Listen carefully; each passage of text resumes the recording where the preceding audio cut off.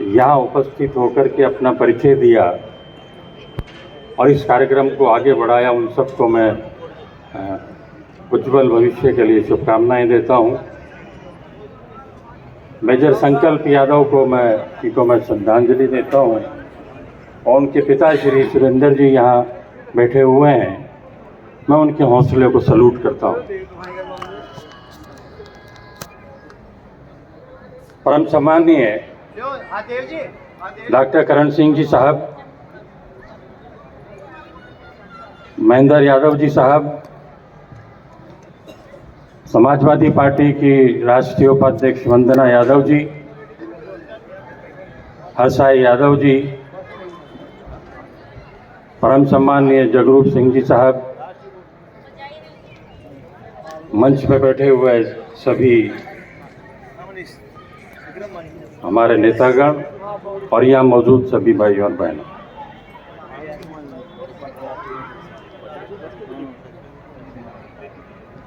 समाज में समानता है तो वो समाज है।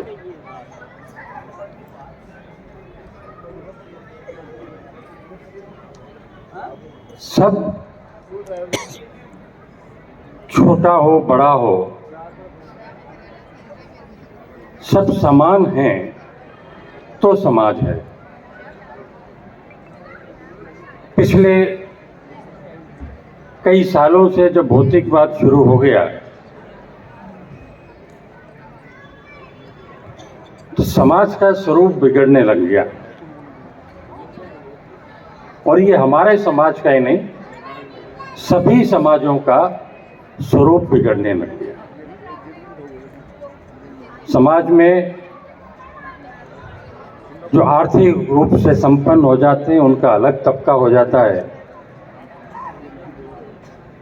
और जो नीचे रह जाते हैं उनका अलग तबका हो जाता है। तो समाज में समानता लाने का काम समाज की जो संस्था है, ये उसकी महती जिम्मेदारी होती है कि हम ऐसे आयोजन करते रहें कि उसमें सभी तरह के लोग एक साथ बैठें, एक साथ मिलें, एक मंच से मिलें और एक विचार पर बात करें। तो मैं जयपुर यादव महासभा को बहुत बहुत धन्यवाद देना चाहता हूं कि आपने काफ़ी समय से जो कि नहीं हो पा रहा था, वो समाज का मेलजोल का कार्यक्रम, गोठ का कार्यक्रम और युवक युवतियों का परिचय सम्मेलन का कार्यक्रम आयोजित किया। मैं आप लोगों को बहुत बहुत धन्यवाद और साधुवाद देना चाहता हूँ।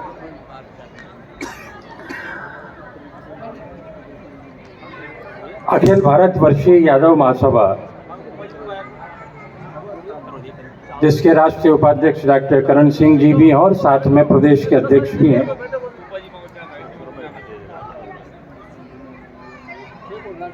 ये 100 साल पुरानी संस्था है और मुझे आप लोगों को ये बताते हुए बहुत खुशी हो रही है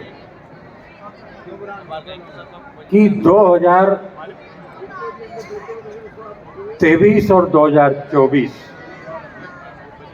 को हम यादव महासभा के शताब्दी वर्ष के रूप में मनाने जा रहे हैं। इन 2 सालों में जो हमारे अब तक के मुद्दे रहे हैं, जिन पर हम लोग काम कर रहे हैं, चाहे तो अहीर रेजिमेंट हो, चाहे वो जातिगत जनगणना की मांग की बात हो, चाहे वो ओबीसी आरक्षण को पूरा लागू करने की मांग हो, रोजगार की मांग हो, कैरियर काउंसलिंग की बात हो, या समाज के राजनीतिक उत्थान की बात हो, इन सब के ऊपर 100 सालों से यादव महासभा काम कर रही है। इन 100 सालों में कुछ मुद्दे जो जिनमें सफलता प्राप्त हो गई, वो मुद्दे अब छोड़ दिए गए, कुछ नए मुद्दे आ गए और भविष्य में भी ऐसा ही होगा कि समय के अनुसार जो हमारी मांगे हैं, जो मुद्दे हैं, जो एजेंडा है, वो बदलता रहता है। तो ये 2 साल हम शताब्दी वर्ष के रूप में मनाएंगे और इन 2 सालों में यादव महासभा की जो ब्लॉक की इकाई है, जिसको हम राजस्थान में तहसील बोलते हैं,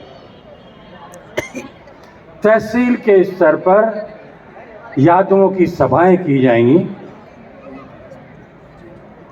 और अधिक से अधिक संख्या में,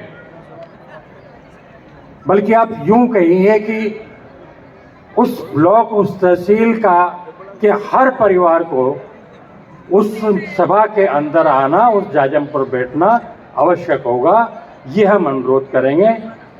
तो ब्लॉक लेवल पर हमारा सबसे पहला कार्यक्रम होगा, पूरे देश में होगा। उसके बाद में जिला स्तर पर शताब्दी वर्ष के कार्यक्रम होंगे और मैं आपको यहाँ बड़े गर्व से एक बात कहना चाहता हूँ कि यादव महासभा की जो इकाइयां हैं, जिला यादव महासभाएं जो हैं, वो देश के लगभग 684 जिलों में यादव महासभा काम कर रही है। और ये आंकड़ा मैं आपको जब का बता रहा हूं, जब मैं युवा यादव महासभा का अध्यक्ष था राष्ट्रीय, उस समय 780 जिले थे। 780 जिलों में से 684 जिलों में यादव महासभा काम कर रही थी। अब जिले हर साल क्योंकि बढ़ते रहते हैं, तो हमारी भी इकाइयाँ बढ़ रही हैं। तो ये हमारे लिए गर्व की बात है। और इससे भी बड़ी गर्व की बात ये है कि चाहे भारतीय जनता पार्टी हो, चाहे कांग्रेस पार्टी हो, ये 2 राष्ट्रीय पार्टियां इस देश के अंदर, और जितनी इन दोनों की इकाइयां जिला स्तर पर नहीं है, उससे ज्यादा इकाइयां यादव महासभा की जिला स्तर पर काम कर रही हैं। तो हमारा संगठन सुदृढ़ है, मजबूत है, क्रियाशील है। मैं आप सबसे अनुरोध करूंगा और उसके साथ में फिर एक प्रदेश के स्तर पर बहुत बड़ा कार्यक्रम होगा, जो हमारा जयपुर में होगा, या डॉक्टर साहब जहां भी उसको उचित समझेंगे, महेंद्र जी हैं, वहाँ होगा। लेकिन प्रदेश के स्तर पर सभी प्रदेशों में बड़ा कार्यक्रम होगा।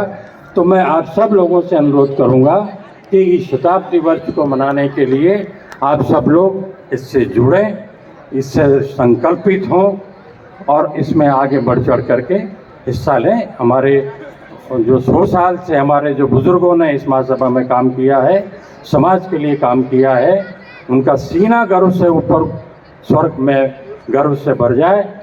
हमको इतनी संख्या में उसमें उपस्थित होना चाहिए। मैं एक बार फिर सभी युवक युवतियों को उनके भावी जीवन के लिए शुभकामनाएं देता हूं।